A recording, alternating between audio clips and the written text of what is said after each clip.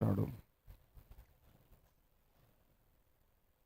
27వ కీర్తనలో అంటాడు, నాతో యుద్ధము చెయ్యడానికి 3వ వచనం, దండు దిగినను నేనొక్కడిని. నాతో అంటే ఏకవచనం, దండు అంటేనేమో ఒక 100-200 మంది, 200 మంది, పెద్ద పటాలం, బెటాలియన్. నా ఒక్కడితో యుద్ధం చేయడానికి 100 మంది దిగారు యుద్ధం చేయడానికి, నేను ఒక్కడిని. అయినా సరే నా హృదయము ధైర్యము విడవకుండును. అంత ధైర్యం ఉంటుంది, ఎందుకంటే యెహోవా నాకు వెలుగును, నాకు రక్షణ. దేవునికి స్తోత్రం కలుగును గాక. హల్లెలూయా. ఈయనకు దయ్యాలంటే భయం లేదు, మనుషులంటే భయం లేదు, మంత్రాలంటే భయం లేదు. నరమాత్రుడు నాకేమి చేయగలడు అంటాడు. అరే, నీ మీద పెద్ద కుట్ర జరుగుతుందిరా నాయన. అంటే కుట్ర ఎవరు చేస్తున్నారు? కుట్ర ఎవరు చేస్తున్నారండి అంటే పెద్ద పెద్ద అధికారులు, చాలా శక్తి సంపన్నులు, శక్తిమంతులు. నేనేదో చేసేద్దామని కుట్ర చేస్తున్నారా? ఇట్లాంటి ఫాల్తు మాటలు నాకు చెప్పకు, గెటౌట్ అని బైబిల్ తీసుకొచ్చుంటాడు. 119వ కీర్తన 23వ వచనం చూడండి దయచేసి. అధికారులు నాకు విరోధముగా సభ తీర్చి మాటలాడుకొందురు, నీ సేవకుడేమో నీ కట్టడలను. వాళ్ళు అది చేస్తుంటే ఈయన ఇది చేస్తుంటాడు.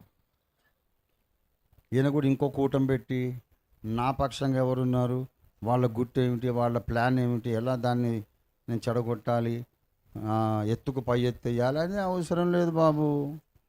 నేను బైబిల్ చదువుకుంటూ ఉంటాను. నాకు వ్యతిరేకంగా జరిగే ఏ కుట్రనైనా దేవుడే భగ్నము చేస్తాడు. అంత ధైర్యం ఆయనకు. Something extraordinary and unnatural. నన్ను చూసి చాలామంది అన్నారు, ఏదో తేడా సార్, నువ్వు మామూలుగా మనిషివి కాదు అసలు అంటే. ఎందుకంటే భూతం అనుకుంటున్నారా మీరు? రండి, నాకున్నట్టుగా భూతమునకు ఎముకలను మాంసం ఉండవు, నన్ను పట్టుకొని చూడుడి అని. నేను కోర్టుల చుట్టూ తిరగాల్సి వచ్చేది కొంతకాలం. కోర్టు హాల్లో కూర్చొని కొన్ని కడబూర పత్రిక వ్యాసాలు రాశాను, మంచి మంచి అభిషిక్త వ్యాసాలు. అందులో కొన్ని ఇప్పుడు సింహనాదం, ఆదీప స్తంభంలో వ్యాస అధ్యాయాలుగా వచ్చింది. కోర్టు హాల్లో నిశ్శబ్దంగా కూర్చోవాలి. ఆ బయట కాంపౌండ్లో ఒక పెద్ద మర్రి చెట్టు ఉండేది, రాగి చెట్టు. అక్కడ కూర్చొని పాటలు సాధన చేసేవాడిని. మా అడ్వకేట్ గారు అనేవాడు, ఏంటండి అక్కడ అంత కేసు నడుస్తూ ఉంది, మేమందరం మల్లగుల్లాలు పడుతున్నాం, నువ్వేంటి నన్న అంటే ఏంటండి, వేళపాల లేదా, you are not normal man. మరి ఏమంటారు, సబ్ నార్మలా, అబ్నార్మలా, లేకుంటే సూపర్ న్యాచురలా, ఏమో సార్ తేడా, మొత్తం మీద అయితే నువ్వు తేడా, నువ్వు మామూలు మనిషి అయితే కాదు. ఏంటో రాస్తావేంటో తీసుకొని చూశాడు. అద్భుతమైనటువంటి ఆధ్యాత్మిక రహస్యాలతో కూడిన ఒక పత్రిక అది. ఎన్నో చాలా కడబూర పత్రికలోని చాలా వ్యాసాలు నేను కోర్టు హాల్లో, కోర్టు కాంపౌండ్లో, క్యాంటీన్లో రాశాను. ఆయన మనసుకు అంటేది కాదన్నమాట. నాకు మనసు మాత్రం ప్రశాంతంగా ఉండేది. రాయి ఎక్కడైతేనేముంది, ఇల్లైనా, పోలీస్ స్టేషన్ అయినా, జైలు అయినా, ఎక్కడైనా, రైల్వే స్టేషన్ అయినా, రైల్వే స్టేషన్లో కూడా ఎన్నోసార్లు రాశాను. మొన్న వెరీ వెరీ రీసెంట్లీ నా షష్టి పూర్తి అయిన తర్వాత భోజనానికి టైం లేకపోతే, ఇంకా ట్రైన్ టైం అయింది బాబు, నాకు ఇంత మూట కట్టియండి అని చెప్పి రైల్వే స్టేషన్ ప్లాట్ఫామ్ మీద కూర్చొని తిన్నాను నేను. అబ్బుల్ గారు నాతో ఉన్నారు, కిరణ్ బాబు, అందరం కలిసి ప్లాట్ఫామ్ మీద తింటున్నాను. బిచ్చగాళ్ళ వీళ్ళు అనుకోవచ్చు ఎవరైనా. కొంతమంది చూసి ఆశ్చర్యపోయారు రైల్వే స్టాఫ్, ఓ ఫిరన్నా, అరే ప్లాట్ఫామ్ మీద తింటున్నాడు. కొంతమంది ఫోటోలు తీసుకున్నారు. నాకు 7 స్టార్ హోటల్ అయినా ప్లాట్ఫామ్ మీద తిన్నా నాకు ఒకటే, ప్లాట్ఫామ్ మీద తిన్నా 5 స్టార్ హోటల్ అయినా నాకు ఒకటే. అంటే అంతరంగ పురుషుడు అన్ఇన్ఫ్లుయెన్స్డ్ బై ద సర్కమ్స్టాన్షియల్ సిచ్యువేషన్స్. చుట్టూ ఏమైనా ఉండాలి, పరిస్థితి, పరి అంటే చుట్టూ అని అర్థం, పరిభ్రమణం అంటే చుట్టూ తిరగడం, పరి అంటే చుట్టూ ఉన్న స్థితి. నీ పరిస్థితి ఎలాగున్నా నీ అంతరంగ స్థితి మారకూడదు, ప్రభావితం కాకూడదు. చుట్టూ ఏమైనా ఉండని, అందరూ భజన చేయని, నిన్ను పొగడని, లేక రాళ్ళేసి కొట్టని. స్టెఫన్ను రాళ్ళేసి కొడుతుంటే బాబోయ్ నాయనోయ్ కొట్టకండి అని చెప్పి అనలే. ఆకాశము తెరవబడగా పరలోక సింహాసనం మీద తండ్రి అయిన దేవుడు ఆసీనుడై ఉండగా, ఆయన కుడిపార్శ్వమున యేసు ప్రభు వారు ఆసీనుడై ఉండగా చూస్తున్నాడు. దెబ్బలు తగులుతున్నాయి, రక్తాలు గారుతున్నాయి. ఈయన యేసు ప్రభు వారిని దర్శించాడు. దేవునికి స్తోత్రం కలుగును గాక. A Christian is not a natural normal worldly person. ఇది బైబిల్లో కనపడుతున్న చిత్రము. ఇప్పుడు భూమి మీద కనబడుతున్న చిత్రం ఏమిటి? క్రైస్తవుడు అంటే ఎవరు చెప్పండి? ఆదివారం వస్తాడు, ప్రభు బలిలో పాల్గొంటాడు. దేవా నీ కొరకు నా ప్రాణం ఏమి ఆశపడలేదు.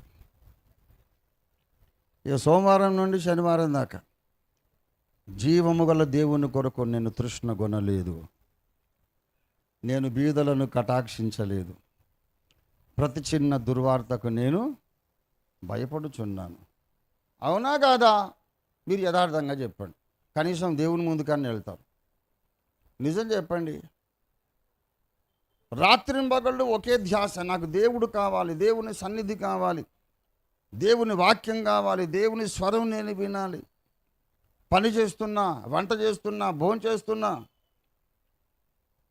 స్నానం చేస్తున్నా, దేవుని మీదనే మనసు లగ్నమై నా హృదయము భగభగ మండుతూ ఉంది. దేవా దేవా నాతో మాట్లాడు.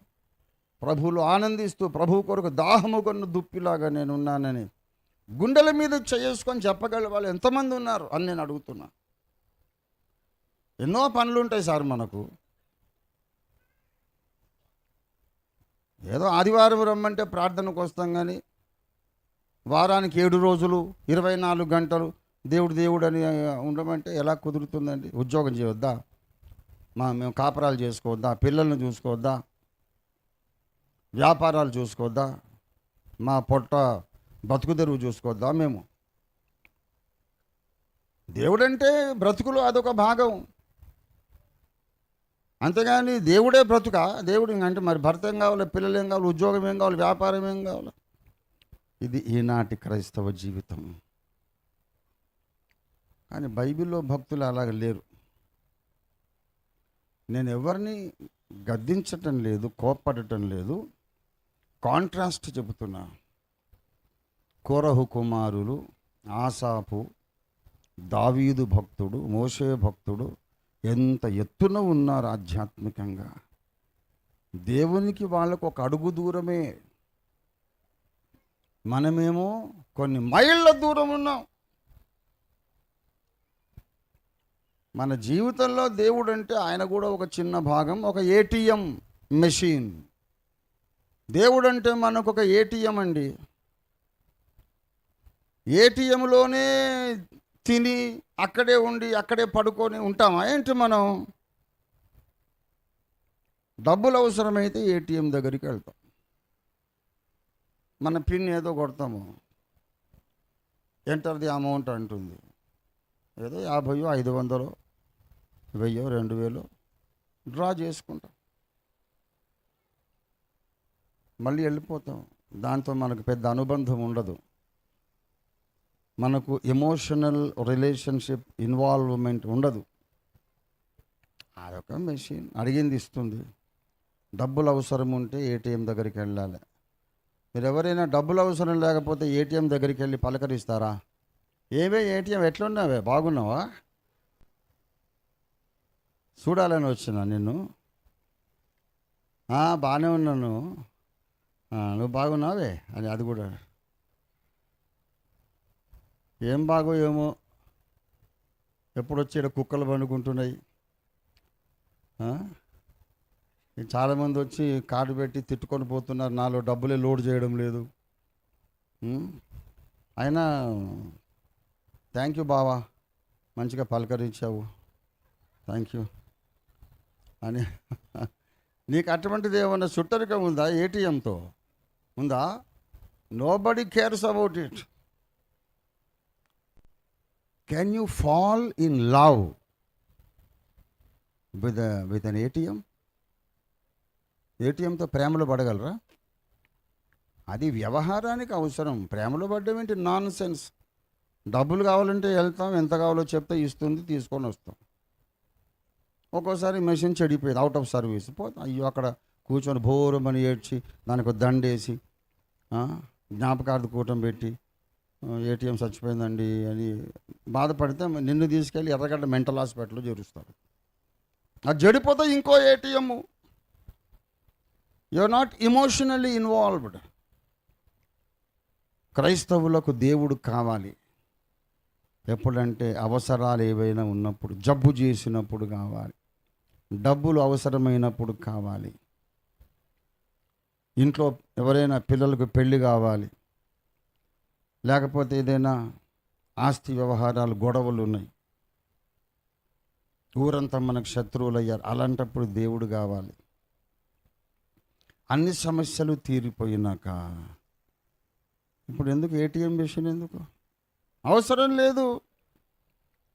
కానీ కోరహు కుమారులకు దేవుడు ఏటీఎం కాదు, ఆయన 24 గంటలు ప్రతి క్షణము ఊపిరి ఎలాగ సాగుతుందో అలాగూ దేవుడు దావీదులో, కోరహు కుమారులో, ఆసాపులో ఊపిరితో సమానంగా దేవుడు లోపల బయటికి లోపలికి ఆయన సంచారము చేస్తూ ఉన్నాడు. అంతే. దేవునితో సంబంధము, సంపర్కము అంటే ఏమంటారు? లావాదేవీలు. దేవునితో అనుబంధము, సంభాషణ, మనోభావాలు పంచుకోవటం, మాట్లాడడం అనేది జరగని ఒక్క నిమిషమైనా దావీదు జీవితంలో లేదు, కోరహు కుమారుల జీవితంలో లేదు. వాళ్ళకెవరు కూటం పెట్టి చెప్పలే, విసుగక నిత్యము ప్రార్థన చేయవలెను అనే లూకాసు వార్త అప్పుడు ఇంకా రాయబడలేదు. ఎడతెగక ప్రార్థన చెయ్యుడి అని మొదటి తెస్సలోనిక పత్రిక అప్పుడు ఇంకా రాయబడలేదు. Who told the sons of Korah to pray all the time? వాళ్ళు ఏమన్నా లూకాసు వార్త 18 చదివారా? మొదటి తెస్సలోనిక 5 చదివారా? ఎవరు చెప్పారు? ఎందుకు ఈ దాహము? ప్రార్థన దాహము.